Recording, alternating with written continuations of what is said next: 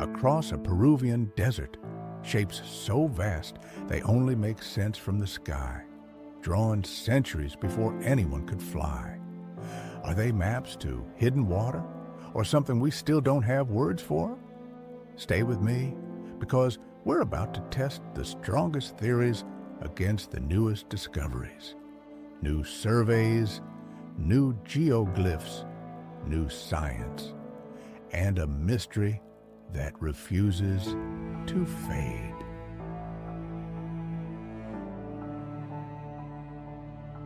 Where are we?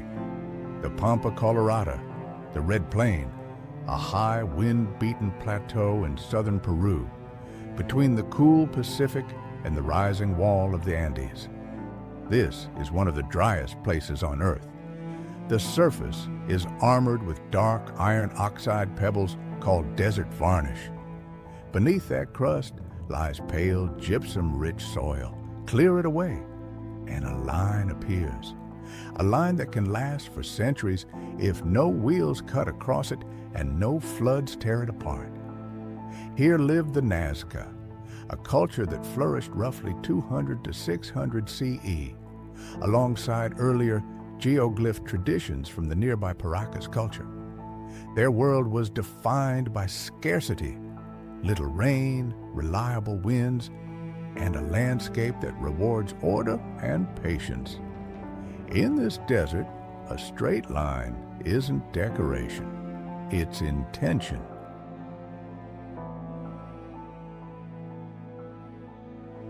For centuries, people walked these plains without grasping the whole picture. In 1927, Peruvian researcher Toribio Mejía Xesspe reported unusual alignments and cleared lines from the foothills, evidence of design, though the land was too vast to read from ground level.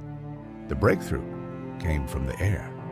In 1939, American scholar Paul Kosok flew over the desert and finally saw the full composition: avenues as straight as arrows, trapezoids, spirals, and, most famously, enormous figures of animals and plants. He called it the largest astronomy book in the world. It was a bold hypothesis, provocative, not proven.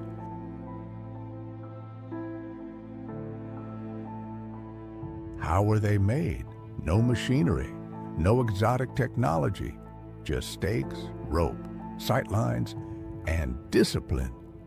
Workers scraped away the dark pebbles to reveal the lighter substrate beneath, creating a negative image, pale lines against a darker field.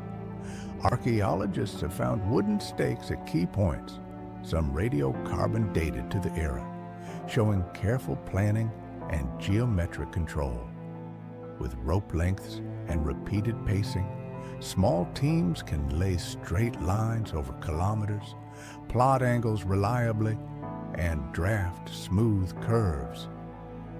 The marvel here isn't mysterious power, it's organized labor and intent that persisted across generations.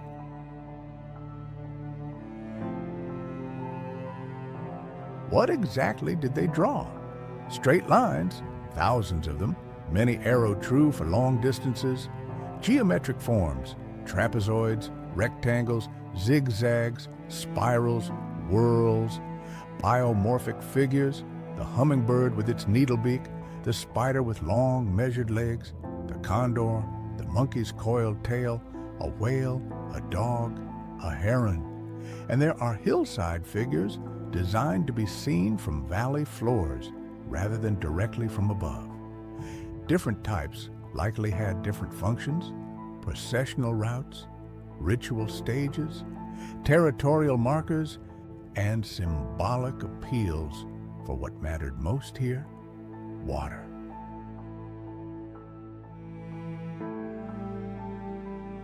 So, what were they for? Astronomy has long been proposed. Some lines do align roughly with the solstice, sunrise, or sunset, but with thousands of lines, coincidences are inevitable. Many specialists accept that select alignments exist, but reject the idea of a vast observatory. Stronger evidence points to water and ritual. The Nazca relied on seasonal flows and underground aquifers.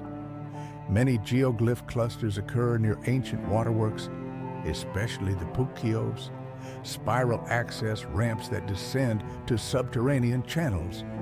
Picture processions, priests, musicians, dancers moving along broad trapezoids and measured lines, staging ceremonies at figure termini, appealing for rain and fertility. In a harsh landscape, ritual and survival are intertwined.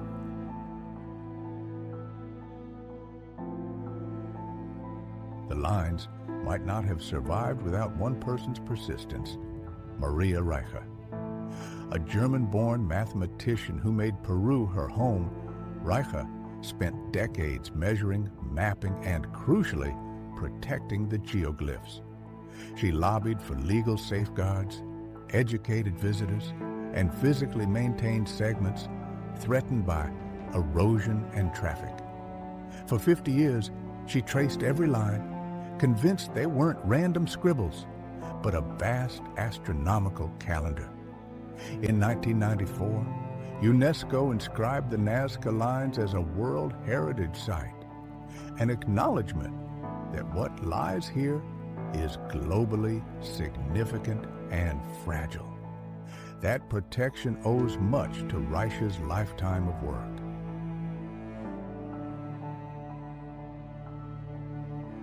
The story isn't finished. In recent years, research teams, including long-running projects led by Yamagata University in cooperation with Peru's cultural authorities, have used drones, high-resolution satellite imagery, multispectral data, and AI-assisted pattern detection to identify additional geoglyphs on and around the Nazca and Pampa plains. Some are small and faint, visible only at low sun angles. Others are hillside figures that emerge when evening shadows sharpen the ground. This work supports a refined picture, not one monolithic code, but multiple communities contributing to a shared ritual landscape across centuries. And it raises a larger question, one that turns this mystery from spectacle into history. What did these lines mean to the people who walk them?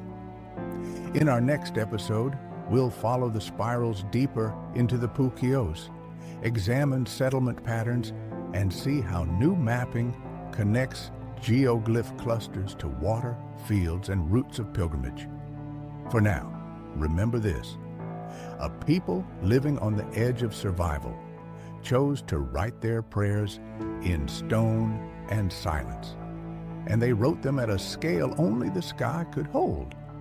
If this chapter of the Desert's library moved you, subscribe to Whispers of History and tell me in the comments, were the lines processional paths, appeals for water, or parts of a larger system we're only beginning to map?